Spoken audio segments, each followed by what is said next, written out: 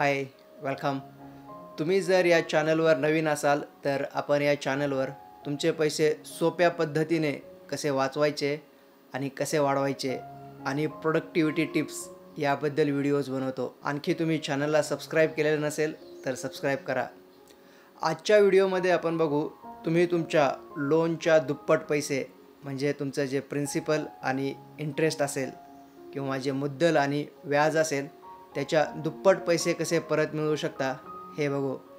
हा कुठलाही स्कॅम किंवा पॉन्जी स्कीम नाही किंवा कुठल्याही बँकेची ऑफर नाही.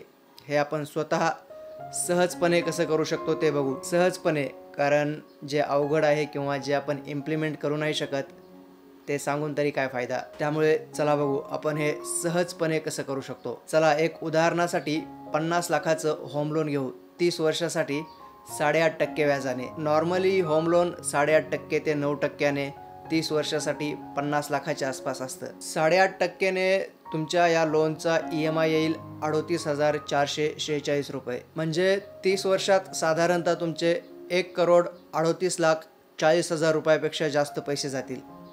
यामध्ये तुमचं 50 लाखाचं लोन तर आहेच आणि त्यावर तुमचं व्याज होतं 88,40,443 रुपये 30 वर्षात 8.5%ने. म्हणजे टोटल 1,38,40,443 रुपये होतात. आता या अमाऊंटच्या दुप्पट पैसे कसे मिळवायचे. तुमचा जो महिन्याचा 38,446 रुपये EMI आहे त्याच्या 10% म्हणजे 3,845 रुपये याचा एक तुम्ही SIP करायचा. 30 वर्षाचं लोन आहे तर 30 वर्षासाठी. म्युच्युअल फंड SIP 30 वर्षाचं लोन आहे त्यामुळे 30 वर्षासाठी आणि यावर तुम्हाला 15% रिटर्न मिळाला तरी साधारणतः 2,70,00,000 रुपये होतात. म्हणजे जवळपास तुमच्या प्रिन्सिपल आणि इंटरेस्टच्या दुप्पट पैसे झाले आणि 15% पेक्षा जास्त मिळाला तर जास्तीचा बोनस. हाच परतावा 18 ते 20% मिळाला तर 5 ते 10 करोड रुपयाच्या घरात तुमची अमाऊंट जाईल. आणि खूप सारे म्युच्युअल फंड आहेत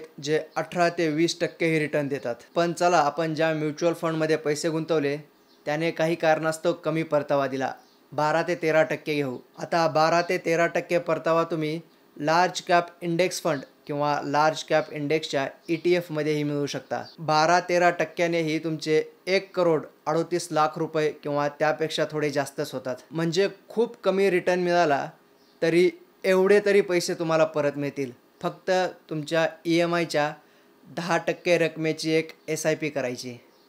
जेवढ्या कालावधीसाठी, म्हणजे 30 वर्षाचं लोन आहे तर 30 वर्षासाठी. त्यामुळे आता होम लोनची चिंता नाही किंवा जीवनभराची कमाई होम लोन फेडण्यामध्ये गेली म्हणून वाईट वाटून घ्यायची गरज नाही. होम लोनच्या कालावधीच्या शेवटी तुमचं घर तर मागे पडतंयच, पण मुद्दल आणि व्याजाच्या दुप्पट पैसेही परत मिळत आहेत. हे मी किंवा तुम्ही केलं का तर नाही, आपण योग्य वेळी घेतलेल्या योग्य निर्णयामुळे आणि कंपाऊंडिंग किंवा चक्रवाढ व्याजामुळे हे झालं. आणि एकदम सहजपणे, सुरुवातीला म्हटल्याप्रमाणे, कुठलंही अवघड नाही किंवा कुठलीही अशी गोष्ट नाही जी आपण इम्प्लिमेंट करू शकत नाही.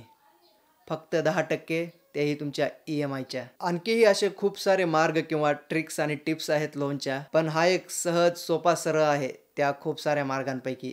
आता हे सर्वच लोनसाठी ॲप्लिकेबल होईल का तर डिपेंड आहे. तुमच्या लोनचा कालावधी किती आहे आणि तुमच्या लोनचा इंटरेस्ट रेट किती आहे. चला बाय. माहिती आवडली असेल तर व्हिडिओ लाईक करा. ज्यांच्याकडे होम लोन आहे किंवा जे घेणार आहेत त्यांच्याशी शेअरही करा आणि चॅनलला सबस्क्राईब करा अशाच भविष्यातील व्हिडिओसाठी.